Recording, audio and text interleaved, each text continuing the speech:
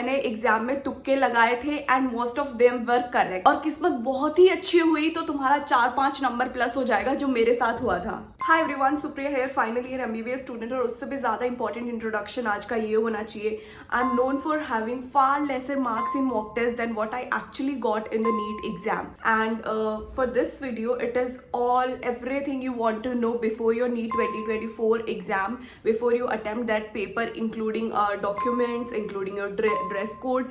तो जो डॉक्यूमेंट्स जो चाहिए होंगे वो मैं कमेंट सेक्शन में पिन कर दूंगी, डिस्क्रिप्शन में भी डाल दूंगी, तो आप डायरेक्ट वहीं से देख लेना अगर सिर्फ उसी के लिए आए हो तो। बाकी कुछ बातें हैं जो आपको पेपर अटेम्प्ट करने से पहले बिल्कुल ध्यान में रखनी चाहिए, तो वो हम इस वीडियो में फटाफट से सारी बातें बात करने वाले हैं। पहली शंका जो आपके मन में अभी चल रही होगी कि यार इतना ज़्यादा सिलेबस था, bio, chemistry, inorganic, organic, physics, पता नहीं बड़ी बड़ी चीज़ें थी, बड़े बड़े क्वेश्चंस थे, मैं एक साथ उस एग्जाम के 3 घंटे में रिटेन कैसे रख पाऊंगा। तो आप लोगों के लिए उसके लिए एक बहुत ही राहत वाला स्टेटमेंट मैं बोल देती हूँ कि यार हमेशा ध्यान रखो, सिर्फ तुम्हारे पास वहाँ पे 200 क्वेश्चन होंगे और अटेम्प्ट तो सिर्फ 180 करने होंगे। तो सिर्फ जब इतने से क्वेश्चन होते हैं ना, तो तुम्हारा जो माइंड जो एक्स्ट्रा इन्फॉर्मेशन है जो क्वेश्चंस में नहीं पूछी गई है उसको साइड वेज कर देता है और वो बहुत फोकस्ड हो जाता है, तुम्हारा दिमाग बहुत फोकस्ड हो जाएगा उन 180 क्वेश्चंस पे। तो जस्ट डोंट थिंक कि मैं कैसे रिटेन रख पाऊंगा उस इतनी सारी इन्फॉर्मेशन को एक टाइम पर। एक नेक्स्ट गलती जो मैं सबको एड्रेस करना चाहूंगी, कल ही की बात है, some of my known asked me कि आप मुझे बहुत सारे क्वेश्चंस की पीडीएफ भेज दो, मैं क्वेश्चन सॉल्व करूंगी। नहीं, बिल्कुल गलत स्ट्रैटेजी। आप चाहे कोई भी हो इस time, if you are here to get a rank of 100 और 1 लाख और 2 लाख, जो भी आप हो इस टाइम, सिर्फ अपना दिमाग चाहता है कि उसे एटलीस्ट फॉर्मूला ही याद रह जाए, उसे वो चीज़ जो इनऑर्गेनिक की लास्ट डे के लिए छोड़ी थी वही याद रह जाए। तो इस टाइम हमें सिर्फ शॉर्ट नोट्स और फॉर्मूलाज वगैरह ही रिवाइज करने हैं, PYQ भी नहीं सॉल्व करना है, क्योंकि कहीं लिखा थोड़ा हुआ है कि ये PYQ है, ये एग्जाम में आ जाएगा सीधा। हो सकता है कम से कम जो तुम फॉर्मूला पढ़ रहे हो वही रिपीट हो जाए। जो भी नीट 25, नीट 26 वाले बच्चे देख रहे हैं उनके लिए बहुत ही जाहिर सी बात है कि ये एक दिन का खेल नहीं है, हमको ईयर लॉन्ग मेहनत करनी पड़ेगी, ईयर लॉन्ग चीज़ें रिटेन रखनी पड़ेगी। बट यही सबसे बड़ी चीज़ है, हम कॉन्सेप्ट समझ रहे हैं बट आखिर में फिजिक्स के फॉर्मूले भी रटने तो पड़ते ही है ना। तो ये रटने वाली चीज़ सब में दिक्कत आ रही है। And to help you with that, Quizlet is here with their amazing flash cards, जो कि of course they are completely free. And the most cool part is that you can create your own flash cards too. अगर तुम्हें लग रहा है कि तुम्हें इस वाले कॉन्सेप्ट पे, इस वाले फैक्ट में तुम्हें हमेशा दिक्कत रहती है, तो तुम अपना खुद का फ्लैश कार्ड क्रिएट कर सकते हो वहाँ पे जाके। I have also created this set of flash cards, I let you know कि हम कैसे नए फ्लैश कार्ड्स क्रिएट कर सकते हैं। तो यहाँ पे हम सबसे ऊपर देख सकते हैं कि सब्जेक्ट लिखा हुआ है, तो यहाँ पे मैंने बायोलॉजी का क्रिएट करा है, तो मैंने बायोलॉजी लिखा है। आप केमिस्ट्री, फिजिक्स जो भी सब्जेक्ट है उसका लिख सकते हो। टर्म पे हम लिखेंगे जो पर्टिकुलर क्वेश्चन है एंड डेफिनेशन पे उसका आंसर। अब ऐसे हम फ्लैश कार्ड क्रिएट कर देंगे। अब जब भी मैं बाहर घूम रही हूँ, कुछ भी कर रही हूँ, मैंने फ्लैश कार्ड खोला एंड मैं देख रही हूँ कि मेरे सामने जो क्वेश्चन आया, अब मैं उसका आंसर सोचूंगी। अगर मैंने सही आंसर सोचा तो राइट स्वाइप कर देंगे, अगर वो आंसर गलत निकल गया तो हम लेफ्ट स्वाइप कर देंगे। अब इससे क्या होगा, जो आपने लेफ्ट स्वाइप करे हैं वो जो गलत आंसर्स है वो एनालाइज होके अब आपके पास इकट्ठा हो जाएंगे एंड आप उन्हीं को रिवाइज कर सकते हो कि हाँ यार मैं इस चीज़ पे बहुत गलती करती हूँ। अगर आप मेरे बनाए हुए फ्लैश कार्ड्स देखना चाहते हैं तो आप यहाँ पे जाके ह्यूमन फिजियोलॉजी सर्च करिए, you can get this and you can get this Quizlet app completely free on the play store. So download now, I provide all the links in description and the comment section. That's it, now you can watch your video. Again एक बहुत बड़ा misconception जो आपको हर channel पे, हर कहीं पे हर कोई बोलता दिख जाएगा कि प्लीज एग्जाम वाले दिन नहीं पढ़ना चाहिए, उस दिन सिर्फ फ्रेश रहना चाहिए, उस दिन सिर्फ मूवीज वगैरह देखना चाहिए। लेकिन सिर्फ आपको अगर लगता है कि हाँ यार जरूरत है, अभी भी मुझे कॉन्फिडेंस नहीं आ रहा है, अभी भी मुझे लग रहा है अगर मैं वो पर्टिकुलर टॉपिक ऑल्टरनेटिंग करंट के फॉर्मूलाज रिवाइज कर लूँ या इनऑर्गेनिक के कुछ ऑर्डर्स देख लूँ तो शायद मेरे को थोड़ा कॉन्फिडेंस आ जाएगा, तो please listen to yourself only. अगर आपको लग रहा है तो आप सेंटर पे भी पढ़िए, आप रात को भी पढ़िए।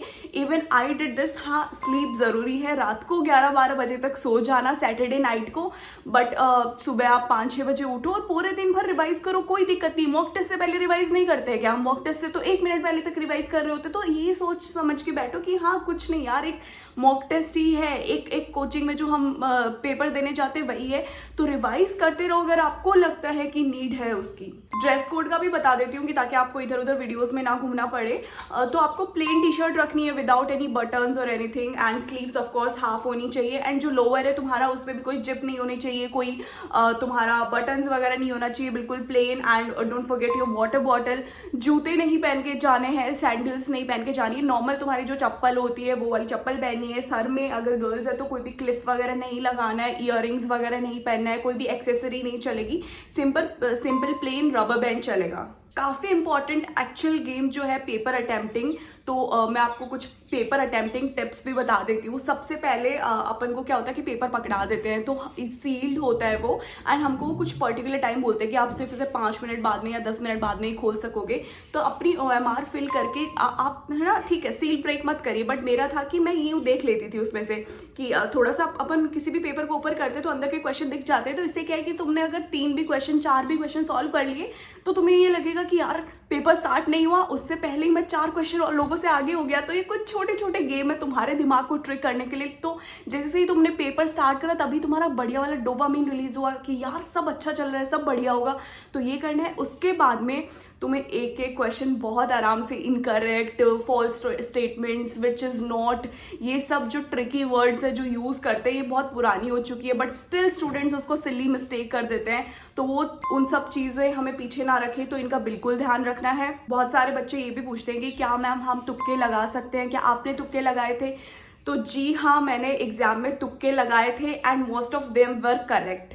ऐसा कैसे, ये कैसे हो गया, चलो बताती हूँ। सपोज आपने 168 क्वेश्चंस अटेम्प्ट कर लिए, कैसे भी करके आपको 2 ऑप्शंस ठीक लग रहे थे, आपने कर दिए, लेकिन जो अगले 12 क्वेश्चन है उसका तुम्हें कुछ पता ही नहीं है। तुम्हें ये भी नहीं लग रहा कि ये नीट के सिलेबस के है, ये तो तुम्हें लग रहा है कुछ out of the world question ही दे रखे हैं, और उसमें से तुम 3 ऑप्शंस भी नहीं हिला पा रहे हो। तुमसे बिल्कुल अनजान जो क्वेश्चन हो अब वो रख लो। मैं तो पर्सनली जो सजेस्ट करती हूँ वो ये कि उन्हें छोड़ के नहीं आना है। लाइक मोस्टली लोग कहते हैं छोड़ के आना है, मैं कहती हूँ कि सब में सी अटेम्प्ट कर दो, ठीक है। तो लाइक अगर तुम्हारा लक बहुत ही खराब हुआ तो बहुत खतरनाक चांस है कि सारे गलत हो जाएं, बट मेरे साथ मैंने अपने मॉक टेस्ट में भी बहुत जगह ये ट्राई किया है कि अगर तुम प्लस में भी नहीं रहे तो तुम्हारा बैलेंस हो जाएगा, कि अगर 2-3 में भी सी आ गया एंड बाकी में नहीं था तो एटलीस्ट बैलेंस हो गया, एटलीस्ट हमने ट्राई तो कर लिया, एटलीस्ट हमने अटेम्प्ट तो किया।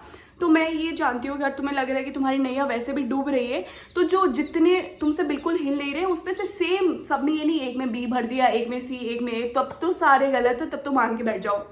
लेकिन सब में सी सी सी सी और या डी भी कर सकते हो, मेनली इनका ही होने का चांस होता है। तो मैं काफ़ी ज़्यादा श्योर हूँ कि तुम थोड़ा बहुत प्लस में ही रहोगे, और किस्मत बहुत ही अच्छी हुई तो तुम्हारा 4-5 नंबर प्लस हो जाएगा, जो मेरे साथ हुआ था। एक अगेन इंपॉर्टेंट बात कि अगर तुम्हें क्वेश्चन अटेम्प्ट करते हुए एक पर्टिकुलर क्वेश्चन के लिए लग रहा है कि ये क्वेश्चन ही गलत है, ऐसा कुछ हो ही नहीं सकता, या इसमें 2 ऑप्शन करेक्ट है, और तुम 100% श्योर हो उस चीज़ के लिए, तो उस क्वेश्चन को बिल्कुल अटेम्प्ट करके आना है, क्योंकि वो क्वेश्चन ज़रूर से बोनस होने वाला है।